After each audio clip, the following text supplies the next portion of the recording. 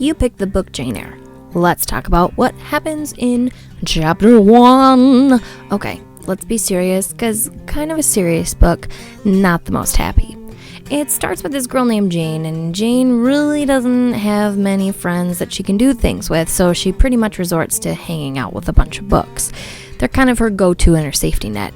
She wishes she could hang out with her cousins more since she has to live with them, but they're always off playing games, but for whatever reason Jane is told that she can't play with them. I'm gonna assume that since this is an old-timey book, they probably played games like jacks or something. Now, when we start with Jane, she's in this window and she's reading her book and she's minding her own business. But then along comes her cousin John, and John's kind of a jerkface, and John starts making fun of her because she's an orphan.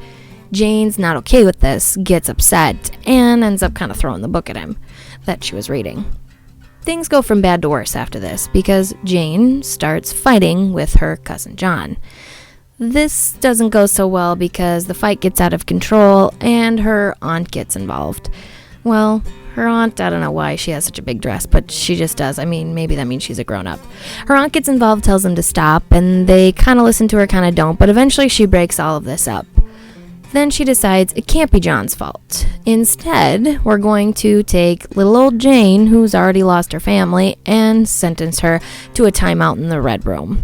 Now, she really isn't too sympathetic with everything that's going on with Jane, because this Red Room, not a good place. It's got all this red stuff. Well, that's a weird looking chair. Let's erase that and kind of start all over. Okay, it's got all of these things in it, and it's really uncomfortable. We're talking red chairs, we're talking windows, maybe even the rug on the floor. Everything's just really creepy and off-putting. It's basically red, red, red, and a little more red.